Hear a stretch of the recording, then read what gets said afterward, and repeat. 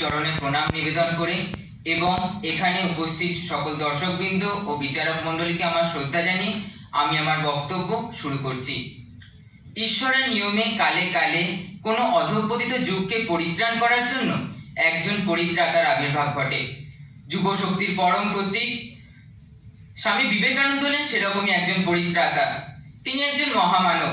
তিনি শুধু ভারত পথিক নন, বিশ্ব পথিকও বটে। তার চিন্তা যেমন ব্যাপক তেমনি গভীর। তার বাণী অগ্নিগর্ভ, সে বাণীর যুক্তি আর বক্তব্য যেন শান দেওয়া তরোয়াল। তিনি যুবকদের কাছ থেকে অনেক কিছু প্রত্যাশা করতেন।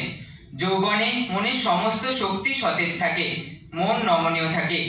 আন্তরিকতার সাথে চেষ্টা করলে এ সময় পূর্বগঠন ভেঙে মনকে নতুনভাবে গড়ে তোলা সহজ হয়।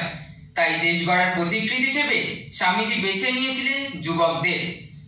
মনের ভিতর যে পূর্ণত্ব প্রথম থেকেই থাকে তারই প্রকাশ সাধন হলো শিক্ষা। যে বিদ্যার উন্মেষ জনসাধারণকে জীবন সংগ্রামে সমর্থ করতে পারে না, যাতে মানুষের চরিত্র বল, পরার্থ তৎপরতা, সিংহ সাহসিকতা আসে না, তা শিক্ষা নয়।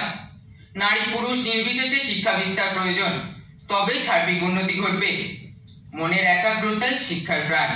মনের সমস্ত শক্তি একত্র করে মনের উপরেই প্রয়োগ করলে শরীরে ও মনে অনন্ত শক্তির বিকাশ ঘটে।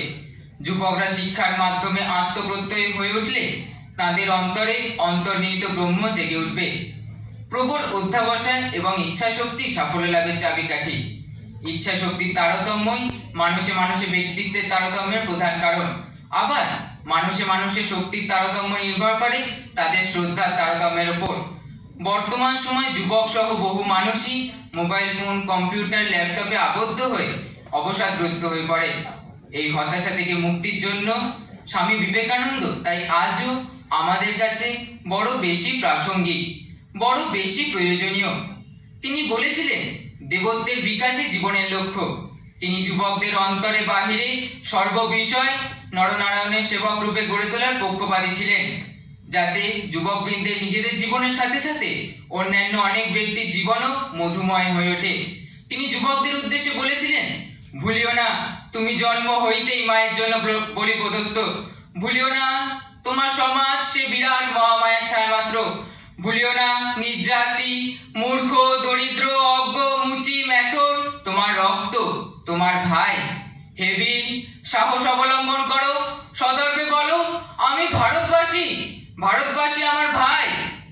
তিনি অগ্নিমন্ত্রে দীক্ষিত হয়ে যুবকদের সঙ্গবদ্ধ হয়ে দেশের কাজে আত্মোৎসর্গ করার উদাত্ত আহ্বান জানিয়েছিলেন। কারণ সংহতি শক্তির মূল।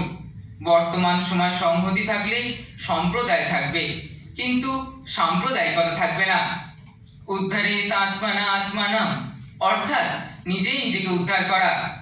আত্মনির্ভরশীলতার এই শিক্ষা যুবকরা স্বামীজির কাছ থেকেই পেয়েছে।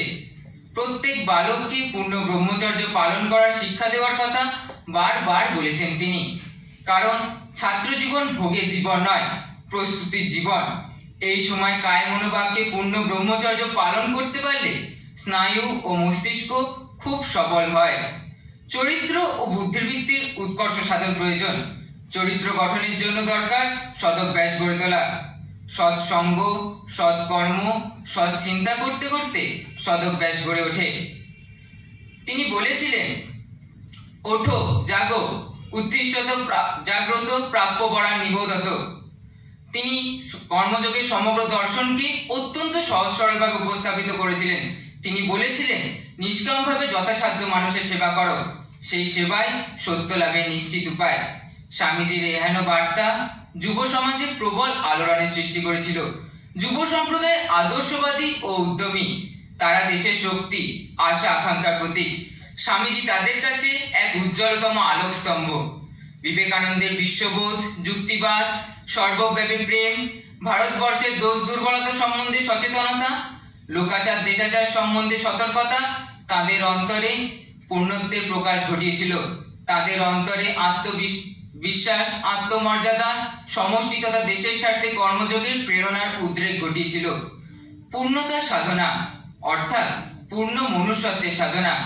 বর্তমান যুগে যুব সমাজের উদ্দেশ্যে স্বামীজির এই বাণী শ্রেষ্ঠ বাণী। বর্তমান সময়ে বিশ্ব এক পরিবর্তনের সন্ধিক্ষণের মধ্য দিয়ে চলেছে।